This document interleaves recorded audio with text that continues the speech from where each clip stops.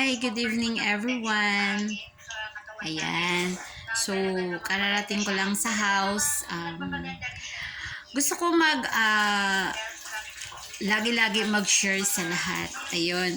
So, kanina nagbayad ako ng bill namin sa Meralco. So, habang nag-aantay ako, may mga nag-uusap, ganon. So, narinig ko, dahil sobrang init kanina. Grabe ang init kanina. So, narinig ko nga, may isang tao doon na bigla lang natumba. So, sa sobrang init siguro talaga. Tapos, biglang umulan pa naman, parang umambon. Yan ang sinasabi ko na kailangan pag bawat labas natin, meron tayong protection sa katawan. Dahil nga, sa klima ngayon, sobrang init, ganon. Tapos ulan. So kung hindi kaya ng resistensya mo, talaga namang napakahirap. So na-realize ko talaga na bahala na kung ibubuli man nyo ako or ano man nyo. Basta ako mag-share lagi. So ako, hindi ko talaga iniiwasan na talagang lagi akong nag-share about sa iniinom ko na vitamins, pang-booster ng immune system namin dahil araw-araw ako lumalabas. So, yun nga, lagi kong parang parang paulit-ulit.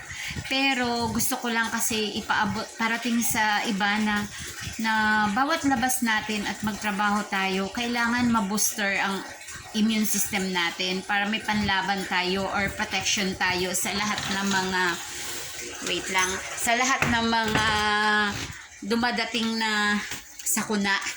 Ayun, para may protection ang katawan natin.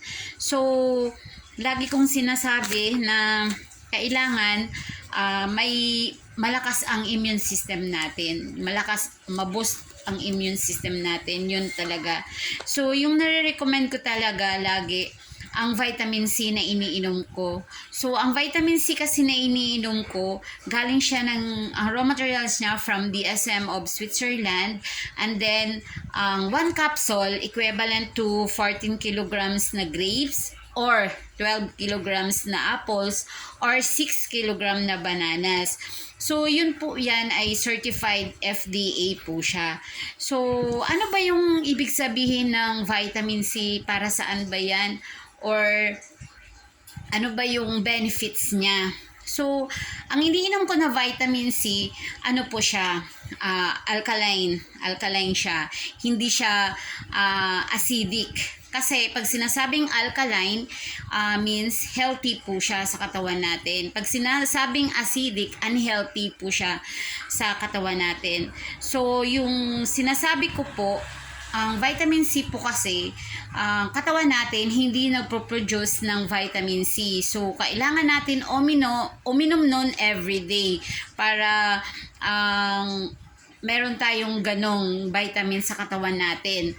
So, ako po, wala akong medical course, pero yan lahat ay narinig ko sa training at mismong ako, naramdaman ko dahil iniinom ko siya everyday. So, ako, pag masama pakiramdam ko, nagbo-booster po talaga ako ng vitamin C na sinasabi ko. So, yung benefits na sinasabi ko, ang benefits ng vitamin C na iniinom ko, yun ang benefits niya. Siya ay sodium ascorbate, tapos alkaline, means it's non-acidic.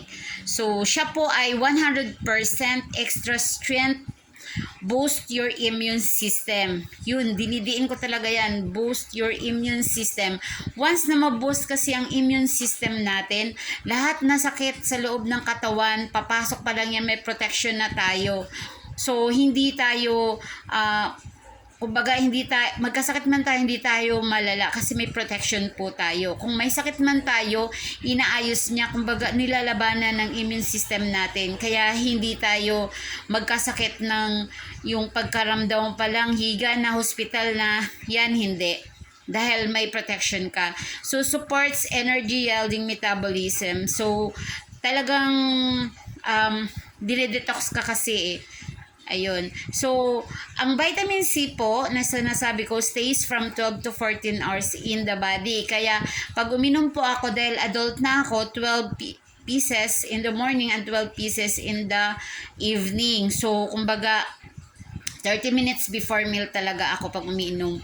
So, yung vitamin C na sinasabi ko rin, neutralizes acidity and it's tummy friendly. Yun ang sinasabi ko na kahit walang laman ng tiyan mo, pwede mo siya inumin kasi nga non-acidic po siya.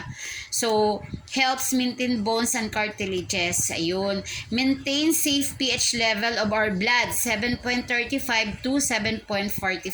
Yan dapat ang ma-maintain natin ang pH level natin. So, can be taken in mega dose for better health result. Yun. So, maganda siya inumin ng mega dose. Talagang napakaganda siya. So, huwag ka matakot pag uminom, i-mega dose mo siya kasi water soluble po siya. So, ako po, pag masama ang pakiramdam ko, talagang, 5 pieces in the morning and 5 pieces in the evening. So, kinabukasan, ang sarap ng pakiramdam ko. Ganon. So, hindi ako natatakot dahil pinag-aralan naman yan siya. So, 95% is absorbed by the body. Yun. So, reduce fatigue, tiredness, and chronic pain. So, ano ba yung mga chronic pain na sinasabi ko? Yung sample lang po, joint pain, back pain, mga ganon, arthritis, neck pain, yun. So, helps maintain healthy skin and blood vessels. So, maganda po talaga pag uminom tayo ng vitamin C, dahil ang vitamin C po kasi ay mother of all vitamins. So, importante po talaga siya sa katawan natin. So, naniniwala po ako talaga sa mga doktor na nagsasabi na ganun. So, best taken 30 minutes before every meal. So, sinusunod ko po yan, 30 minutes before meal. So, dissolve 5 times faster for quicker absorption. Kaya pag nakikita nyo po ako na nagla-live, na talagang tinatanggal ko siya sa capsule, nilagay ko sa tubig tapos iniinom, yun po yung dahilan. Kasi 5 times faster for quicker absorption. Pag pumasok kasi siya, so, nag-a-absorb na siya agad. Hindi katulad pag inunom mo siya sa capsule, tutunawin pa yun sa tiyan mo. So, ang capsule naman, okay lang din naman pag uminom ka sa capsule kasi ang capsule na gawa yun sa seaweed. So, natutunaw po yan sa loob ng tiyan. So, ako kasi talagang tinatanggal ko dahil yun nga yung rason, 5 times faster for quicker absorption. So, yan lang po and magla-live ako tomorrow. Bye guys!